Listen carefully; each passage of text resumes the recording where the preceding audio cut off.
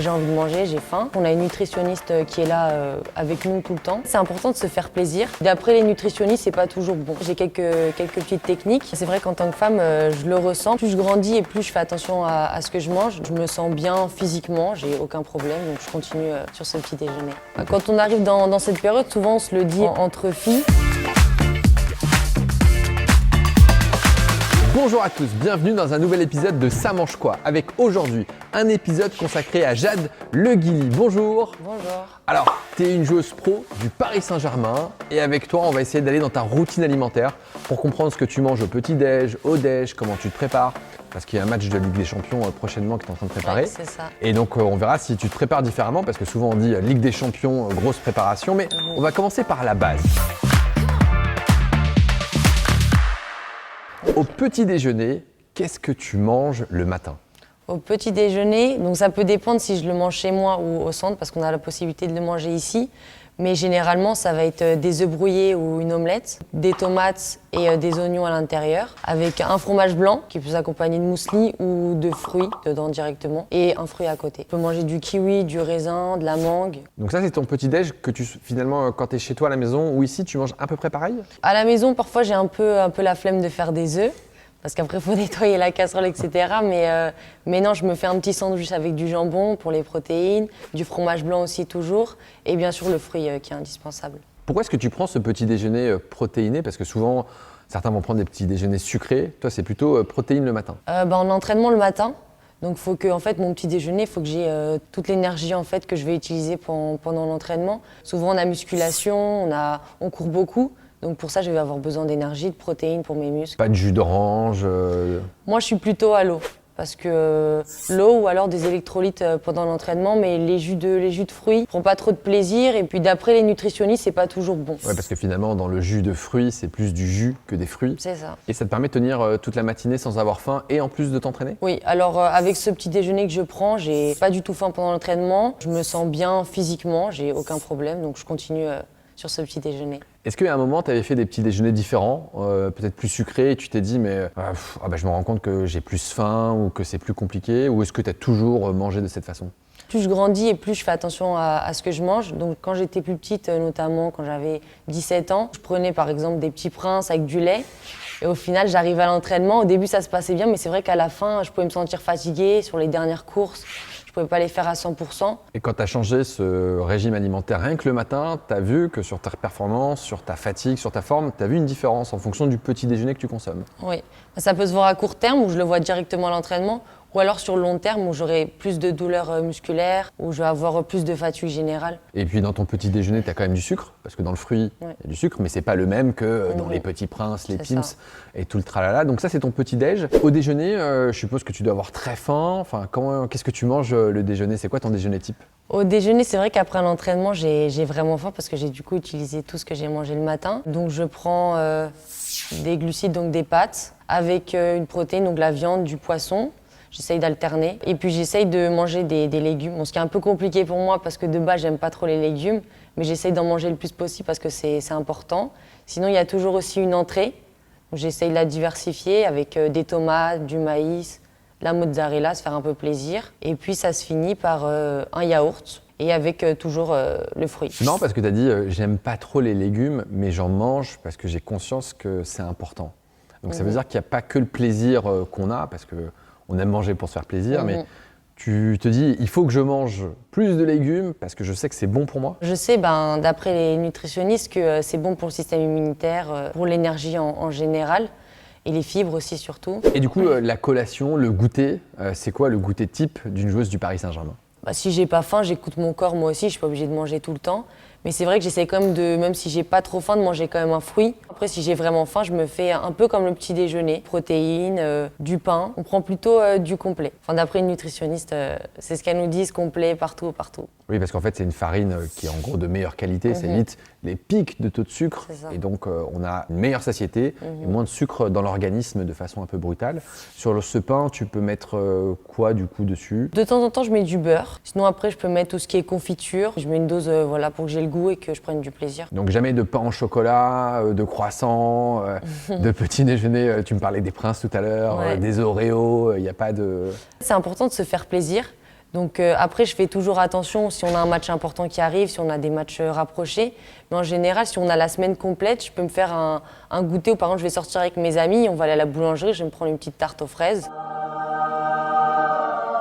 Je vais prendre voilà, du plaisir, ça va être bien évidemment beaucoup plus sucré et c'est ce qui n'est pas vraiment attendu, mais ça ne va rien changer si j'équilibre en général tout le temps.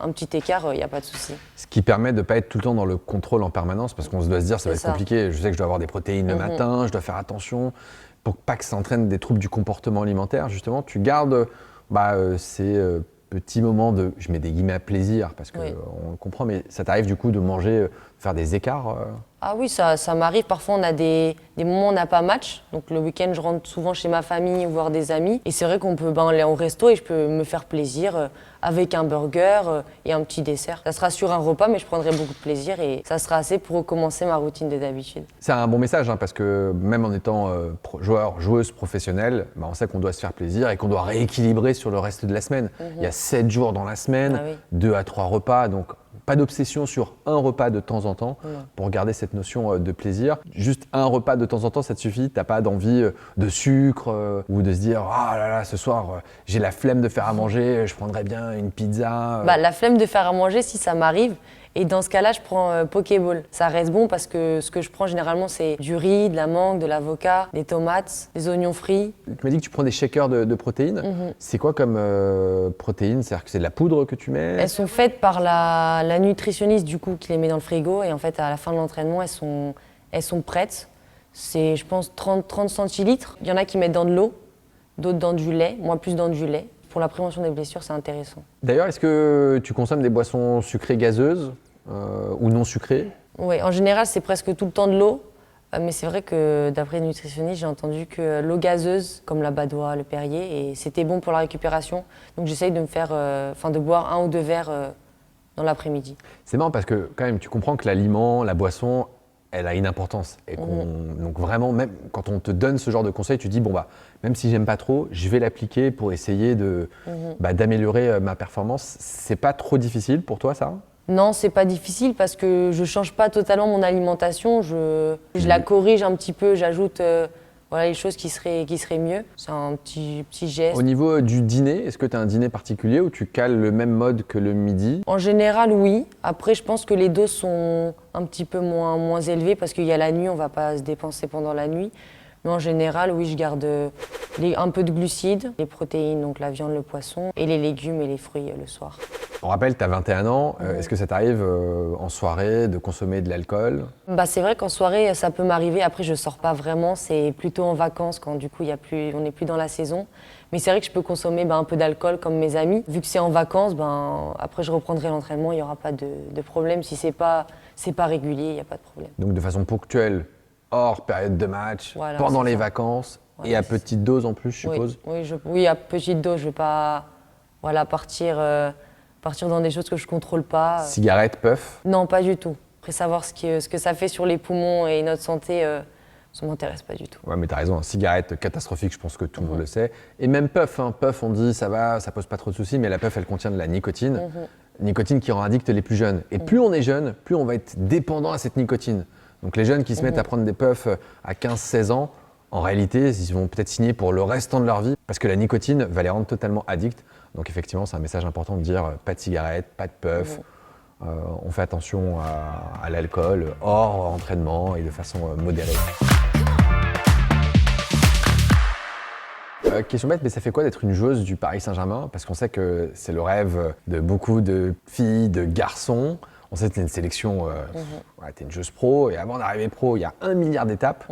Je joue au PSG depuis mes 12 ans, donc je pense que c'est assez particulier. J'ai enchaîné toutes les catégories, je suis montée jusqu'en professionnel, où j'ai signé il y a 3 ans, et j'ai reprolongé là jusqu'en 2027, il y a quelques semaines. C'est une fierté, je suis parisienne, je suis née à Paris, donc de jouer dans mon club formateur et mon club de cœur, c'est incroyable, et je travaille tous les jours pour continuer à jouer ici.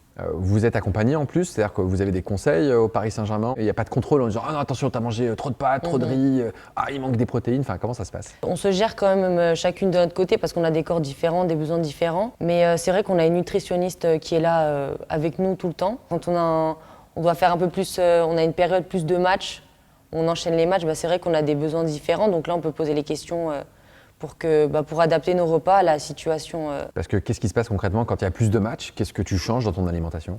Quand il y a plus de matchs, on a besoin de beaucoup plus d'énergie. Il va falloir augmenter déjà les fruits, les légumes et surtout les glucides qui nous apportent beaucoup d'énergie. Et comment on fait pour faire ça sans prendre trop de poids? Parce que le poids doit avoir un rôle important dans ta performance, en disant qu'il faut être un peu stable. Comment est-ce que tu gères ça? Après, il faut savoir que quand on joue un match, en général de 90 minutes ou 70 minutes, on se dépense énormément, donc on perd énormément de calories. Donc c'est important en fait, de les récupérer tout de suite après pour pas avoir, pour pas puiser dans ses réserves, dans les muscles. En fait, finalement, le poids, il se contrôle, certes, mais vous dépensez tellement de calories que vous mangez un petit peu plus quand c'est nécessaire. Il y a aussi la musculation, parce qu'on suppose que tu fais du cardio et de la musculation. Comment est-ce qu'on gère justement le fait de devoir prendre du muscle, mais pas trop de poids, l'image du corps? Je pense que ça dépend de chaque profil. Bon, moi, je suis plutôt un profil qui va essayer de prendre en masse musculaire. Je vais plus faire de muscu comparé à d'autres filles. Et après, j'aurai surtout une boisson protéinée à la fin de mon entraînement pour justement essayer de gagner un peu plus. Après, je sais que, en général, chez les femmes, à faire 1 ou 2 séances dans la semaine, on ne va pas prendre vraiment en masse musculaire. En termes de blessures, est-ce qu'on vous a sensibilisé sur l'alimentation et les blessures? En fonction de ce que vous allez manger, il y a la performance, mais aussi le fait de certains, on sait que des fois il y a des joueurs pros qui enchaînent des blessures, d'autres qui sont jamais blessés pendant des années, même si on n'est pas tous égaux évidemment. Est-ce qu'il y a aussi une importance de l'alimentation sur les blessures que vous pouvez avoir? À partir du moment où j'ai commencé à m'intéresser à l'alimentation, c'était par rapport aux blessures. J'ai pas eu des grosses blessures, mais j'avais eu des contractures quand j'étais plus jeune parce que du coup le rythme d'entraînement il augmentait et j'avais des contractures et souvent c'est un manque d'eau, je mange pas très équilibré et donc j'ai essayé du coup de corriger par l'alimentation et c'est vrai que après quelques mois j'ai tout de suite vu un résultat. Au jour d'aujourd'hui ça va mieux sur les contractures, sur les blessures que j'ai eues plus tôt dans ma jeunesse, ça va beaucoup mieux. Comment ça se passe quand il y a un grand match? Est-ce qu'il y a des choses qui changent dans ta préparation? Déjà, mentalement, sur l'alimentation, je pense que ça joue. Je vais essayer d'avoir l'alimentation la plus irréprochable possible. Donc on évite les écarts à ce moment-là, on essaie de rentrer dans un mode bien équilibré pour avoir de meilleures performances. Est-ce que c'est un message qu'on peut aussi donner aux plus jeunes qui pourraient nous regarder ou aux parents sur l'importance de l'alimentation quand on veut jouer à un sport de haut niveau, que ce soit du foot ou peut-être d'ailleurs un autre sport en fait, tu es une sportive de haut niveau? Oui, déjà le jour du match, c'est le moment où on prend le plus de plaisir en tant qu'athlète ou en tant que joueur amateur. Donc on a envie de performer, on a envie de jouer le mieux possible, le plus longtemps possible. Donc je pense qu'il faut mettre toutes les chances de son côté et je pense que l'alimentation, l'hygiène de vie, le sommeil, ça rentre en compte pour après ce match avoir pris le plus de plaisir possible. Sommeil aussi c'est important, tu dors bien. Ça aussi vous êtes sensibilisé au fait de bien dormir? J'ai aussi fait mon expérience personnellement. Quand j'étais plus petite, je me couchais vers 1h et le matin je me réveillais à 8h, 9h et je sentais que c'était dur les réveils et même le temps de me réveiller sur le terrain, l'échauffement, c'était plus dur de me mettre en route. Et c'est vrai que quand je me couchais à 23h, après chacun son rythme, il y en a qui se couchent plus tôt, plus tard. Moi je suis plutôt une fille qui se couche plus tard. Donc tu as vu quand même un changement, quand tu dors un peu mieux, tu t'entraînes mieux, tu es plus en forme? Je m'entraîne mieux, je sais pas. Je pense pas que c'est à court terme, mais je pense qu'à long terme, même tout ce qui est douleur musculaire, l'énergie, même les émotions, ça joue énormément. Si je perds pendant l'entraînement et que j'ai pas bien dormi, c'est encore pire que si j'avais bien dormi. Donc tu mets toutes les chances de ton côté, voilà. Et puis après c'est la performance, c'est ça. Et puis aussi parfois les aléas, parce qu'on n'a pas toutes les clés en main. Oui. Et on sait qu'en fonction du cycle menstruel, une femme peut avoir plus ou moins faim et parfois des envies de sucre à cause des hormones. Est-ce que toi ça t'arrive? Et est-ce que tu gères ça d'une façon particulière? Oui, c'est vrai qu'en tant que femme, je le ressens, parfois pas du tout. Je reste dans ma routine, j'ai pas de problème. Mais parfois, c'est vrai que j'ai envie de manger, j'ai faim. Et pour ça, j'ai quelques petites techniques. Je mange des fruits secs, des noix de cajou. Toutes les 2 minutes, manger une petite pincée, sans trop en abuser. Sinon, j'ai aussi le soir, quand j'ai un peu faim, un petit carré de chocolat noir. Ça permet de prendre un peu de plaisir, mais sans en abuser. C'est une bonne technique, hein. Le chocolat noir, c'est du bon chocolat. En vrai, ça ne fait pas grossir, sauf si on termine la tablette. Mais c'est une des stratégies qu'on peut proposer quand on a ces envies de sucre. Donc des fruits secs, des noix, des amandes aussi. Oui, des amandes, c'est ça. Est-ce que vous avez remarqué, ou peut-être tes collègues, qu'en fonction justement aussi du cycle, les performances ne sont pas les mêmes? Est-ce qu'il y a des moments où tu te dis c'est plus difficile, ou j'ai plus d'énergie, ou j'en ai moins? Est-ce que c'est quelque chose, un sujet dont vous parlez et qui est peut-être même étudié? Dès que j'ai mes règles, j'ai déjà les jambes beaucoup plus lourdes, j'ai plus de douleurs aux muscles, j'ai plus de courbatures. Je peux toujours pratiquer, mais ça puise un peu plus dans mes énergies. Tu as des collègues à toi, des autres joueuses qui ressentent la même chose, ou est-ce que… Quand on arrive dans cette période, souvent on se le dit entre filles, et on sait que voilà, ça va pas être une période où on va être en pleine possession de nos moyens. Mais voilà, on fait avec, de toute façon on n'a pas le choix et on trouve des petites stratégies pour que ça aille mieux. Dans Ça mange quoi, il y a un moment où je pose la question du repas du condamné. Jade Le Guilly, si je te disais que demain c'est le dernier jour et qu'après tout s'arrête, quel serait ton repas du condamné? Entrée, plat, dessert, boisson éventuellement. Je pense que j'irai à la saveur, je pense que j'irai sur le côté italien. Alors sur l'entrée, je pense que je partirai sur tomate mozzarella. Après, je continuerai sur moitié pâte carbonara et moitié pizza avec de la burrata. Et en dessert, un fondant au chocolat, je pense. Et une boisson? Une boisson, je dirais Coca Zéro. C'est très frais. Est-ce qu'il y a un truc qu'on n'aurait pas dit? Est-ce que tu auras un dernier conseil à donner? Je dirais qu'il ne faut pas rentrer dans un schéma de bien manger, trop bien manger, etc. Il faut s'adapter à soi, à ses envies, s'intéresser petit à petit, y aller petit à petit, pas rentrer trop dedans vite parce qu'on pourrait s'enlacer et vouloir tout arrêter du jour au lendemain. Et voir les changements, prendre de l'expérience tout seul pour faire son alimentation seul. Merci beaucoup Jade Le Guilly, c'était un vrai plaisir. Et puis on se retrouve pour un prochain épisode de Ça mange quoi. N'hésitez pas à nous dire qui vous souhaiteriez avoir lors d'un prochain épisode. J'espère que vous aurez appris plein de choses. À bientôt.